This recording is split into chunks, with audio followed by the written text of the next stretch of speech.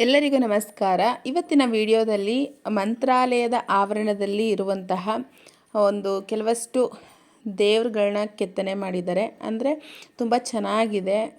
ಸ್ವಲ್ಪ ಒಂದು 500 ಮೀಟ್ರು ಅಥವಾ ಒಂದು 250 ಮೀಟ್ರು ಅಂತಲೇ ಹೇಳ್ಬಹುದು. ಮುಂದೆ ಗೇಟಿಂದ ದೇವಸ್ಥಾನದ ತನಕ full left side right side ಎರಡು ಕಡೆ ಸೈಡು ತುಂಬ ಚೆನ್ನಾಗಿ ಅದ್ರ ಬಗ್ಗೆ ಅರ್ಥಪೂರ್ಣವಾಗಿ ಬರೆದಿದ್ದಾರೆ. ಹಾಗೆ ಕೆತ್ತನೆ ಸಹ ಮಾಡಿದ್ದಾರೆ. ತುಂಬ ಚೆನ್ನಾಗಿದೆ.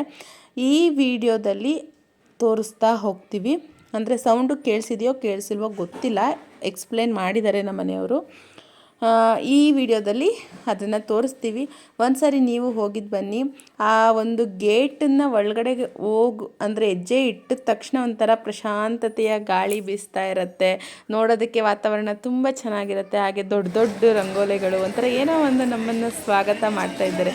ಅಲ್ಲಿ ಎಷ್ಟು ಮಂತ್ರಾಲಯದಲ್ಲಿ ಫುಲ್ಲು ದೇವಸ್ಥಾನ ಫುಲ್ ಸುತ್ತ ಹೇಗೆ ಅಂದರೆ ಒಂಚೂರು ಗ್ಯಾಪ್ ಬಿಟ್ಟಿಲ್ಲ. ಎಲ್ಲ ಕಡೆ ದೇವ್ರುಗಳದ್ದು ಫುಲ್ ಚೆನ್ನಾಗಿ ಮಾಡಿದ್ದಾರೆ. ನೀವು ಒಂದ್ಸರಿ ಭೇಟಿ ಕೊಡಿ. ಹಾಗೆ ಫುಲ್ ವಿಡಿಯೋ ಮಿಸ್ ಮಾಡದೆ ನೋಡಿ. ಮುಂದಿನ ವಿಡಿಯೋದಲ್ಲಿ ನಾವು ಹೇಗೆ ಹೋದ್ವಿ, ಹೇಗೆ ಆಯಿತು ಅಂತ ತಿಳಿಸ್ಕೊಡ್ತೀನಿ.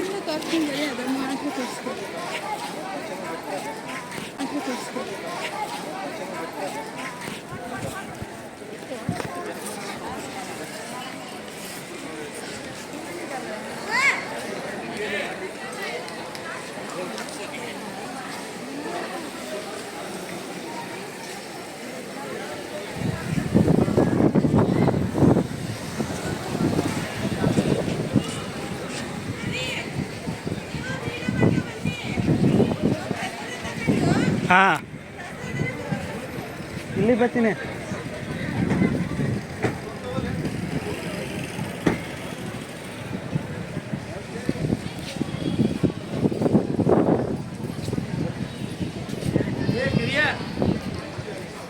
ಫೋನ್ ಕೊಡ್ರಿ ಮಲಗವನಿಗೆ.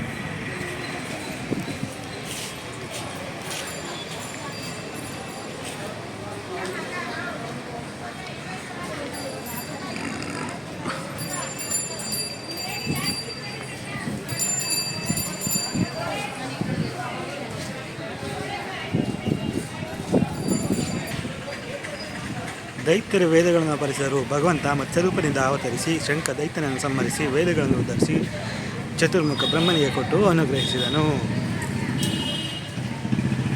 ಭಗವಂತನು ವೈವಸ್ವತ ಮನುವಿನ ಬಳಿ ಸೇರಿ ಬರಲಿರುವ ಪ್ರಳಯದ ಅನರ್ಥವನ್ನು ಸೂಚಿಸಿ ಸಪ್ತ ಋಷಿಗಳಿಂದ ಸಹಿತನಾಗಿ ನಾವೆಯಲ್ಲಿ ಕುಳಿತ ವೈವಸ್ವತ ಮನುವನ್ನು ರಕ್ಷಿಸಿದನು. ದೇವದೈತ್ಯರು ಅಮೃತಕ್ಕಾಗಿ ಮಂದಾರವನ್ನು ಕಡಗೋಲನ್ನಾಗಿ ವಾಸುಕಿಯನ್ನು ಹಗ್ಗವನ್ನಾಗಿ ಮಾಡಿ ಕ್ಷೀರ ಸಮುದ್ರವನ್ನು ಮತಿಸಿದರು. ಭಗವಂತನ ಕೂರ್ಮ ರೂಪದಿಂದ ಮಂದಾರ ಪರ್ವತವನ್ನು ಒತ್ತು ನಿಲ್ಲಿಸಿದನು. ಭಗವಂತನು ಕೂರ್ಮ ರೂಪದಿಂದ ಲೋಕಗಳನ್ನು ಒತ್ತಿರುವನು. ಭಗವಂತನ ಮೇಲೆ ವಾಮ, ವಾಯುಕೂರ್ಮ, ಆದಿಶೇಷ, ಪಾತಾಳಾದಿ 7 ಲೋಕಗಳು, ಭೂರಾದಿ 7 ಲೋಕಗಳು ಇವೆ.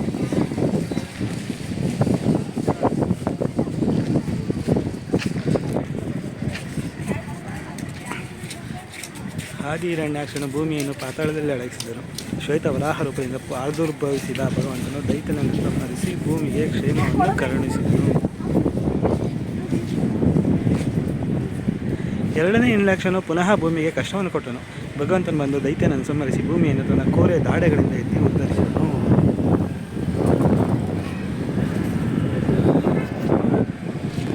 ವಾಸುದೇವ ಹರಿ ಶ್ರೀಕೃಷ್ಣ ಗೋವಿಂದ ಜಯ ಶ್ರೀರಾಮ್.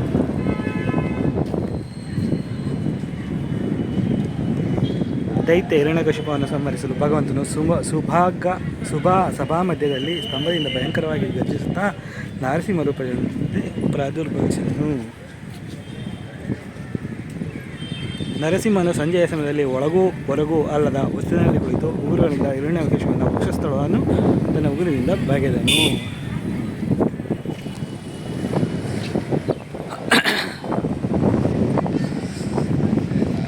ಭಗವಂತನು ವಾಮನಾಗಿ ಬಂದು ಬಲಿಯಿಂದ 3 ಅಡಿ ಭೂಮಿಯನ್ನು ದಾನವಾಗಿ ತ್ರಿವಿಕ್ರಮನಾಗಿ ಬೆಳೆದನು. 2 ಪಾದಗಳಿಂದ 14 ಲೋಕಗಳನ್ನು ಆಳಿದನು.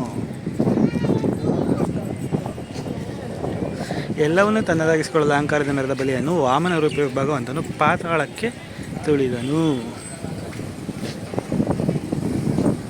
ಭಗವಂತನು ಪರಶುರಾಮನಾಗಿ ಧರೆಗಿಳಿದು ಬಂದು ದುಷ್ಟ ರಾಜರನ್ನು ಸಂಹರಿಸಿ ಲೋಕಕ್ಕೆ ಸುಖವನ್ನು ಕರುಣಿಸಿದನು.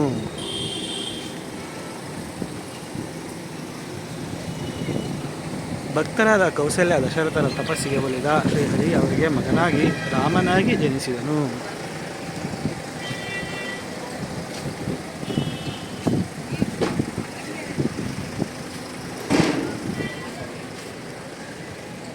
ಶ್ರೀರಾಮನು ಸೀತಾ ಸಮರದಲ್ಲಿ ಪಣವಾಗಿ ಇಟ್ಟಿದ್ದ ಮಹಾಶಿವಧನಸ್ಸನ್ನು ಸುನಾಯಾಸವಾಗಿ ಮುರಿದು ಸಜ್ಜನರಿಗೆ ಆನಂದವನ್ನು ಉಂಟು ಮಾಡಿದನು.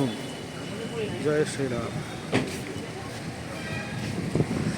ಹನುಮಂತ ಅದ್ವಿತೀಯ ದಾಸನ ಜೀವನ ಭಗವಂತನಿಗೆ ಮೀಸಲು. ಇದಕ್ಕೆ ಸೂಚಕವಾಗಿ ಹನುಮಂತ ರಾಮನನ್ನು ಭುಜದಲ್ಲಿ ಹೊತ್ತಿರುವನು. ಪಟ್ಟಾಭಿಷೇಕ ಕಾಲದಲ್ಲಿ ಭರತ, ಲಕ್ಷ್ಮಣ, ಶತ್ರುಘ್ನ, ಹನುಮಂತರಿಂದ ಸೇವಿತನಾಗಿ ಸೀತಾ ಸಮೇತನಾಗಿ ಕುಳಿತ ಶ್ರೀರಾಮಚಂದ್ರ ಪ್ರಭು.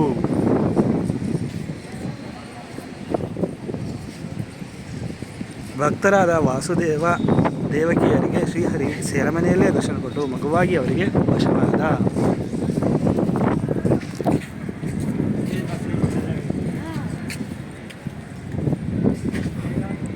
ವಸುದೇವನು ನಡುರಾತ್ರಿಯಲ್ಲಿ ಬಾಲರೂಪಿಯಾದ ಭಗವಂತನ ಹೊತ್ತು ತುಂಬಿ ಹರಿಯುವ ಯಮುನೆಯನ್ನು ಅನಾಯಾಸವಾಗಿ ದಾಟಿದನು.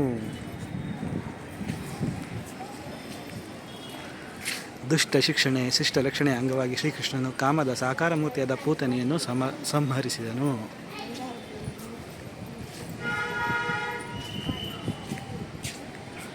ಭಕ್ತರಿಗೆ ವಶನಾಗುವ ಭಗವಂತ ತನ್ನ ದಾಸರಿಗೆ ಅಮೃತ ಉಣಿಸಿದನು. ಬಾಲಕೃಷ್ಣ ಕೋತಿಗಳಿಗೆಲ್ಲ ಬೆಣ್ಣೆ ಕೊಟ್ಟು ತೃಪ್ತಿಪಡಿಸಿದನು.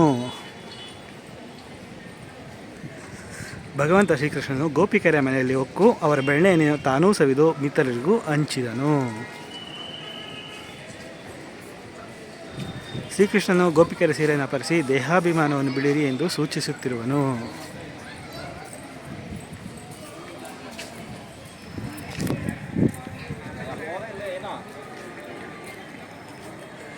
ಕೃಷ್ಣನು ಮಡುವನ್ನು ವಿಷವಾಗಿ ಮಾಡಿದ ಕಾಳಿಂಗನ ಎಡೆಯ ಮೇಲೆ ಕುಣಿದು ಅವನನ್ನು ಮದರಹಿತನಾಗಿ ಮಾಡಿದನು. ಹಣ್ಣು ಮಾರುವಳ ಕೃಷ್ಣನಿಗೆ ಮನಸೋತ ಹಣ್ಣುಗಳನ್ನು ಭಕ್ತಿಯಿಂದ ಸಮರ್ಪಿಸಲು ಅವಳ ಪುಟ್ಟೆಯನ್ನು ಮುತ್ತು ರತ್ನಗಳಿಂದ ತುಂಬಿಸಿದ ಶ್ರೀಕೃಷ್ಣನು. ಕೋಪದಿಂದ ಮಳೆ ಸುರಿಸಿದ ಇಂದ್ರನ ಗರ್ವವನ್ನು ಕಳೆಯಲು ಶ್ರೀಕೃಷ್ಣನು ಗೋವರ್ಧನ ಪರ್ವತನವನ್ನು ಎತ್ತಿ ಗೋಪಾಲಕರನ್ನು ರಕ್ಷಿಸಿದನು.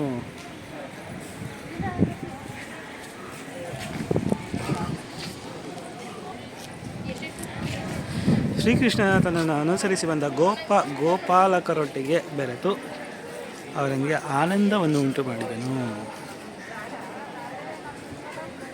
ಭಕ್ತಳಾದ ಕುಬ್ಜೆ ಶ್ರೀಕೃಷ್ಣನಿಗೆ ಗಂಧದೊಟ್ಟಿಗೆ ತನ್ನ ಮನಸ್ಸನ್ನು ಸಹ ಅರ್ಪಿಸಲು ಶ್ರೀಕೃಷ್ಣನು ಕುಬ್ಜೆಯನ್ನು ಸುಂದರಿಯನ್ನಾಗಿ ಮಾಡಿದನು.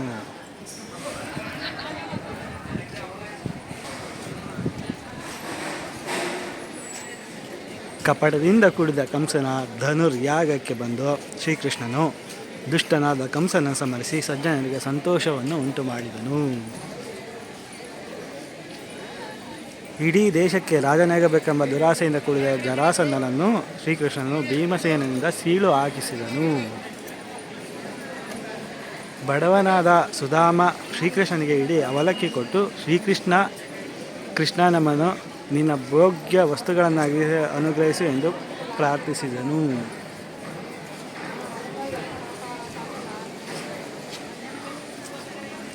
ಭಗವಾನ್ ಶ್ರೀಕೃಷ್ಣನು ಕರ್ತವ್ಯ ವಿಮುಖನಾದ ಅರ್ಜುನನ್ನು ನಿಮಿತ್ತವಾಗಿ ಮಾಡಿಕೊಂಡು ಆತನಿಗೆ ಸರ್ವರಿಗೂ ಸಮ್ಮತವಾದ ಗೀತೆಯನ್ನು ಅರ್ಜುನನಿಗೆ ಉಪದೇಶಿಸಿದನು.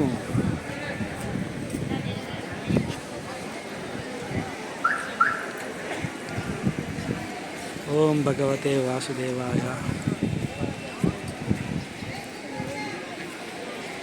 ಜೈ ಶ್ರೀರಾಮ್.